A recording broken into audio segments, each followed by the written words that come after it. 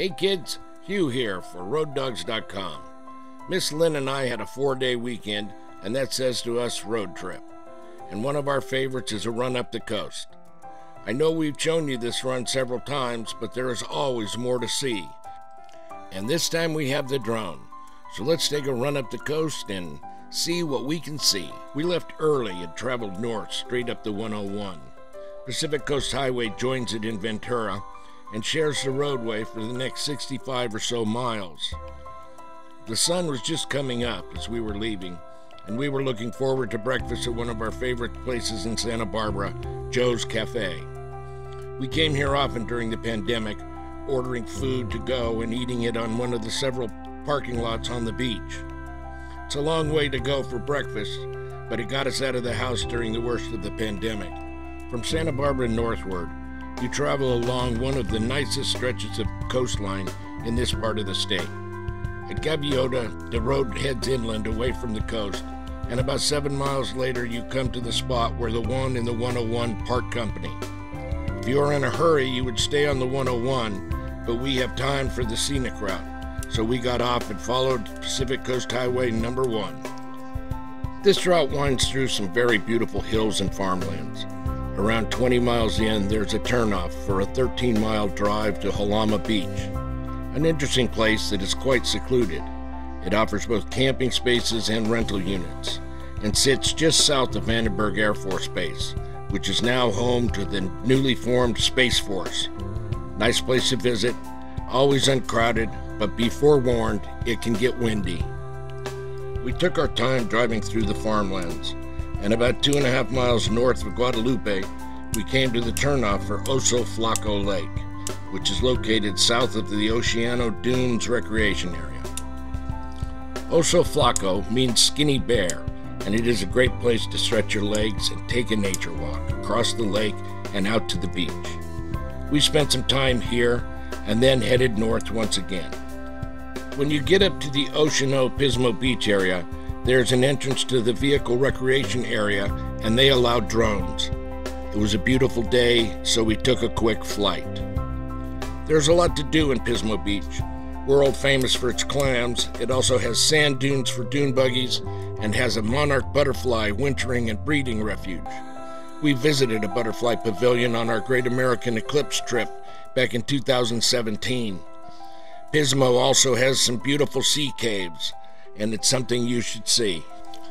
From Pismo, you travel through San Luis Obispo, Morro Bay, where Lynn and I got married, and then through several more small towns along the coast. When we got to Cambria, we stopped and flew the drone. Cambria is a very popular tourist destination, and while Lynn and I have never stayed there, we know several people who have, and they really liked it. From there, it is just a hop, skip, and a jump to San Simeon, where we stayed the night. We left early the next morning so we could film sunrise at the Lion Rookery just north of Hearst Castle. We always stop here and we've even done a little video on it that you can see at Roaddogs.com. This day we'll be traveling along some of the most rugged and changing coastline anywhere, and it is not advised you travel it in the rain. If you do decide to drive it, a word of caution: take your time. The road winds its way high up on the cliffs, but it is well worth the time and risk. When I say this is an ever-changing coastline, I mean it. It is so bad in some spots, the state has engineered some extreme solutions like this structure designed to stand as the hillside above it deteriorates around. If you decide to brave this road, you will have many things to see, from the scenic turnouts to the interesting campgrounds. It is fun to explore them all. As the road rises away from the beach level and climbs up the cliff, the first place you come to is Ragged Point Resort. A great place to stay, get a good meal, or just stretch your legs. Once you get past Ragged Point, the road winds its way along the cliffs, and one of the first turnouts is the Willow Creek Bridge. It's a nice scenic stop, but remember, if you stop here, don't miss the road down to the beach level. It is a great spot for photos. Further along the road, you will come to Lime Kiln State Park.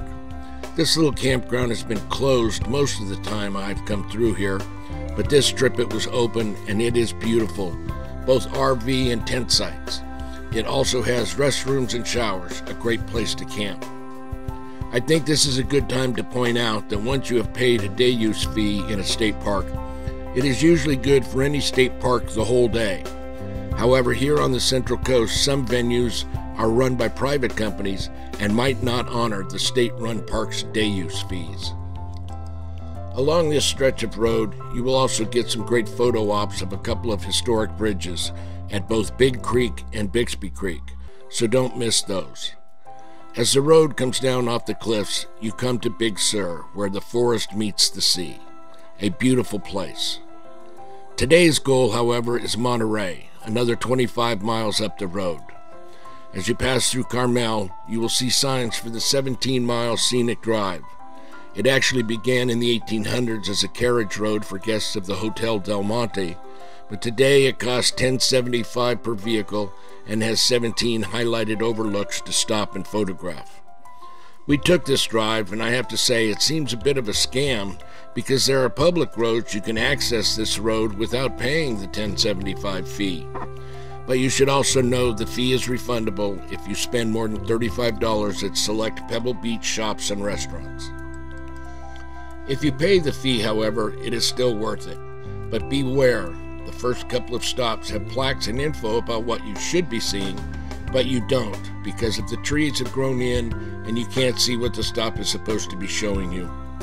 The stops along the beach are real nice, but then we hit a detour, so several of the scenic stops were completely bypassed. There is one highlight, however, that makes the fees and obstructed views worthwhile. That stop highlights one of the most photographed sites in the world, the lone Cypress. This one photo made it all worthwhile. We stayed the night in Monterey. We didn't have to take off so early in the morning since the third night would be spent in Big Sur, and that was only 25 miles away. That gave us plenty of time to explore the area.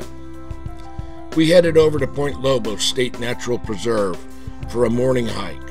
I had been going through a rough time with my back and legs, so we chose the Cypress Grove Trail, a 0.8-mile trail that is easy enough for anyone, even a crippled up SOB like me.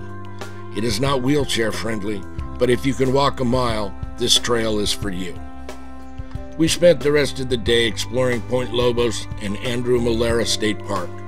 At Andrew Malera, there are several trails to explore, either along the Big Sur River or along the foothills to the beach. We always stay at the Big Sur Lodge, so when it was time for check-in, we headed over, got settled in our cabin, and then back over to the lodge for dinner and a nice walk along the Big Sur River. So all that was left to do to cap off another perfect day on the road was a glass of scotch and a little romance with the lovely Miss Lynn. We hit the road early so we could enjoy the sunrise over the coast. There is always something magical watching the world wake up. The nice thing about heading home is you get to see everything all over again. So there you have it, another run up the Central California coast, checking out some stuff we hadn't before, and discovering newfound beauty. Always good to complete another successful road trip. So this is Hugh for Roaddogs.com. Until next time, so long.